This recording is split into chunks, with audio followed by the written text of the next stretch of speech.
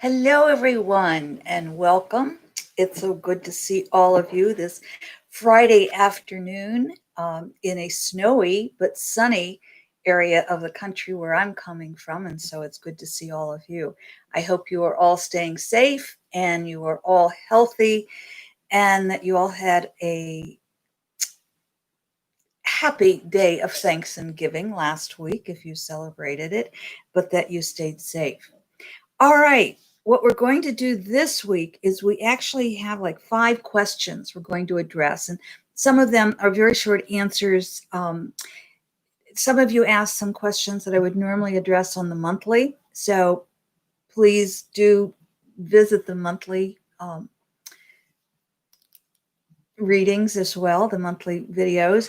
But some of these I wanted to get to in the monthly and didn't. So we've got some mundane questions for the mundane human world. And then we also have a more esoteric question about crystals. But they're all related in some way. Honestly, the way I related them is there were shorter answers. And next week we still have some questions that we haven't gotten to. By the way, this is the 50th video of this year, and it is December the 6th through the 12th, December 6th through the 12th. So those are our dates. Hello, Annika, and everybody. She's wishing everybody in the world a happy Friday, and I hope I'm saying your name correctly. I know some people say Annika and others say Annika, so I always say Annika. So if I'm saying that wrong, please let me know. All right, let's get right to these questions. Like I say, we've got 5 different questions with answers, and then next week we'll get back probably to just one question because the other questions are a little more involved. But these were fairly short answers. So here we go. Oh, and of course we will. Thank you. Get our soul message from Phillip from the Master's Book of Answers by Phillip, and each page is a different wisdom. So we just open to a page and we'll get our answer. So we'll get to that shortly here. Okay, our first question is, what is the future for immigrants? And I'm assuming that this question came about immigrating to the US or for those who are already here. And we're talking about the US. We certainly do look at world questions, but I think most of our questions today, until we get to crystals, will be about the US. So here's what we have to say. Under the new US administration, and we're talking about the administration that will be coming in January 20th, Biden-Harris administration. Under the new administration, immigration will be kinder than over the last 4 years. However, there are those in positions of power and in the general population who will fight this, so expect this to take into late summer of 2021 before changes are felt. The support led by educational communities and large businesses, as well as community-based support groups and the ACLU and other organizations of this nature, will call for change to the current policies, so new policies will be enacted. I want to add a little bit to this. If you haven't watched the monthly video, please go do that, because there we talked about how we're evolving as human beings. We're evolving into a whole new human being, so to speak. And the young people who are coming in and they're not identifying with one gender, for example, these young people are leading this new human that we're creating. And I don't know that we want to lose our cultures. I think we'll still have different cultures for many, many, probably thousands of years, but eventually it will probably just be one culture as well. But none of us here will be alive by then unless we're reincarnated. But I do want to know, just remind you, and I don't have a pendulum real close at hand here, so I'll use a pen. I just remind you that the pendulum swings this way before it swings this way, and here I'm wearing what could be used as a pendulum. But the pendulum's always going to do this before it settles down in the center. So we are creating a new world, and we are creating more kindness and more love. And the more you create that in your life, the more we're creating that in the world. Okay, so that's the answer to that question. The second question is 70% of Republicans believe Biden's election is the result of a fraud. And Phillip says, many minds will be changed over the next weeks. There are those who will continue to believe what they so choose. Worry not what they believe and create your own world. So we're not going to worry about those 70% because I think a lot of them will change. You know, in the US, we tend to be rather selfish beings. And the US being a young country, I also think that perhaps many of us are young souls. Not everybody by any means, but many are young souls. And saying that, uh, I want to say that we're creating a new world. Don't get me wrong. I love the US. It's my home. And hey there, Greg. Good to see you. But again, we are creating this new world, and the US is part of that, as is everybody in the world. So let's not worry about what somebody else believes. Let's create our new world. Fair enough? And that's how we change it. Then the third question is, will bank accounts be frozen to keep people from getting money out of their accounts? And again, I'm assuming we're talking about the US here. And Phillip says there's no reason for this to take place.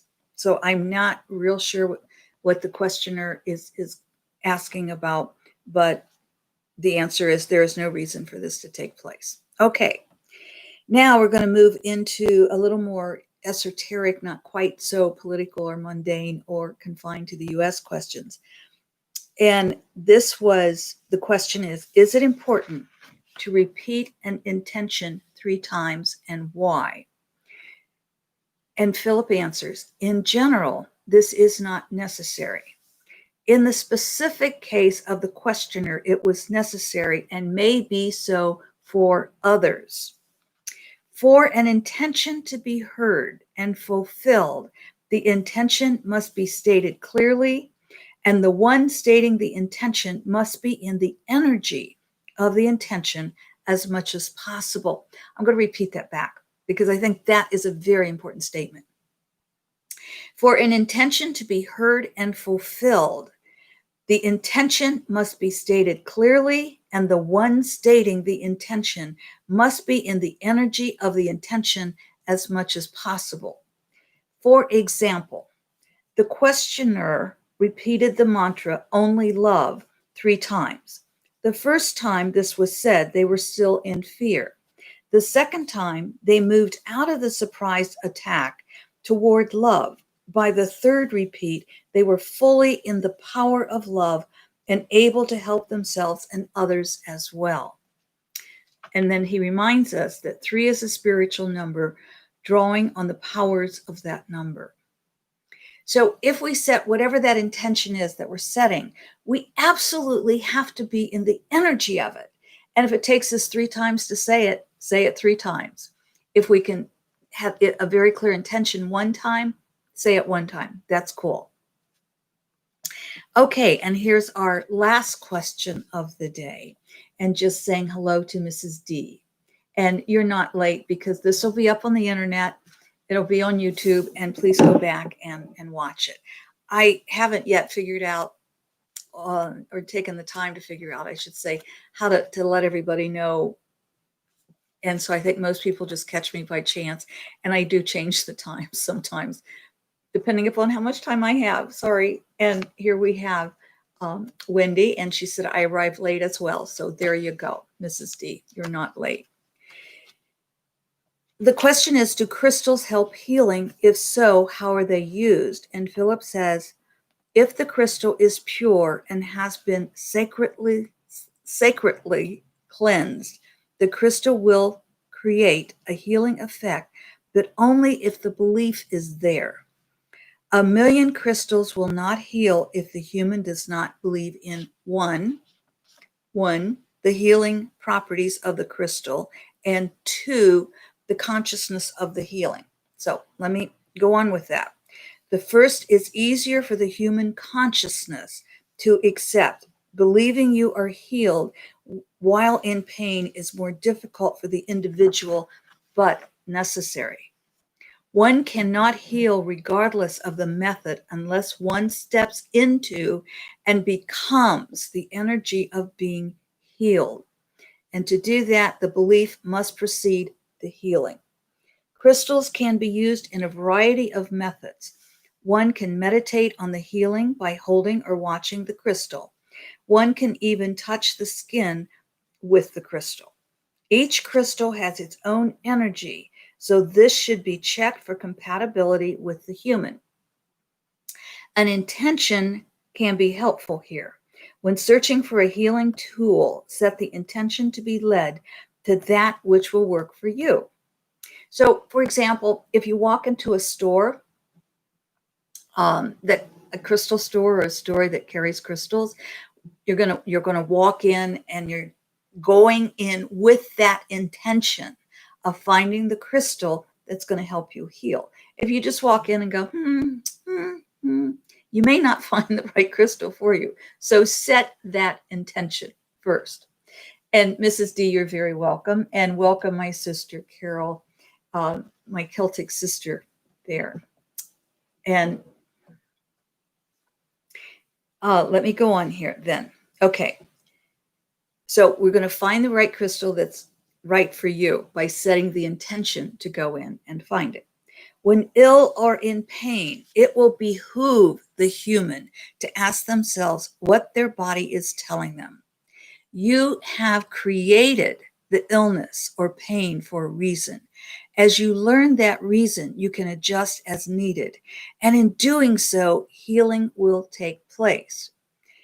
And he has some last words for us, but I just want to stop for a minute and say, I think most of you know, not all that long ago, well, last spring in April, I was walking in the woods with my hands in the pocket in a nice warm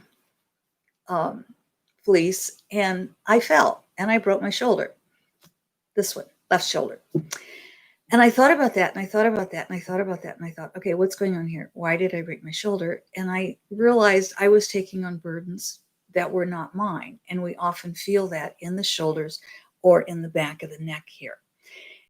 During this highly political time, politicized time, during this time of transformation of our planet, during this time of this energy that is just, whoa, we're taking on, many of us, burdens that are not ours. I'm hearing from so many people, myself, I never had headaches in my whole life. I had a second fall. My head was bleeding a little bit, and I started getting headaches. They went away. They came back, but now it's like more stress. I'm hearing that from so many of my clients, that they're feeling stressed out. They're feeling that they're standing on the edge of something and they don't know what it is and it doesn't feel well. What I want to say is, you're not wrong. We're all feeling it. And what I want you to be able to do is to walk away from that. Recognize there's only so much as a human being that each of us can do. And the big thing we can do is to love ourselves and love the planet and act in that way, letting go of our own angers, letting go of our own fears, and as much as we can, living in love. And I think these last words kind of speak to that. This is Philip's words for us. Excuse me, Philip's words for us. Humans too often forget they are spiritual beings who have been given the privilege to be, humans too often forget they are spiritual beings who have been privileged to be given human experiences. They turn their power over to others instead of looking within and seeing the great power of their own being. You are pure light. You are pure love. All you must do is remember. Shall I repeat that? Because I think it's important. Humans too often forget they are spiritual beings who have been privileged to be given human experiences. They turn their power over to others instead of looking within and seeing the great power of their own being. You are pure light. You are pure love. All you must do is remember. Sorry, knocked over my stand here that's holding the book. But remember, you are pure light. You are pure love. All you must do is remember. Let's see what we just flipped through. That didn't feel right, so we're going to flip through again. There we go. And I'm hearing right. If you heard right, that's the message. Our intuition's in sync. If you heard left, that's a message that you need to pay special attention to. And I always read both sides. So the right side, it says, Beethoven was without hearing, and yet he heard music. Beethoven was without hearing, and yet he heard music. Oh, wow. What does that say to us? We may not know we're just light and love. We are.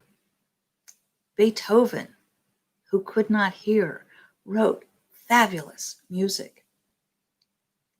My friends, you may not know what you can do.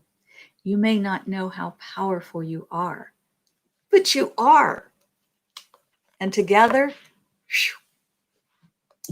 Okay. And if you heard left, here's your message. Even free rent cost. Even free rent cost. So I guess that's telling us that there's a price for everything. You just have to be willing to pay the price.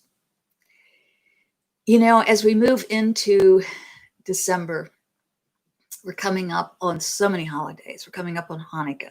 We're coming up, in fact, Hanukkah, I think, begins on the 10th. And so this is December 8th to the 12th. So happy Hanukkah. And there's so many. I mean, winter solstice is coming up in a couple of weeks. Later on is Christmas, and just so many sacred times this month, and then the month of November and December. Take advantage of that, because during this accelerated energy, even though it's difficult and can be confusing, but during this period of accelerated energy, it is also a time that we can leap forward. It's a time that we can look inward and learn of our own powers. Oh, my friends, I love you. I thank you for the love that you send to all of us here. And I thank you for the love that you receive from us. Let's keep it going. Let's make 2021 the best year we've ever had as we bid goodbye to 2020. I love you all. Thank you for being with me today. Until next week.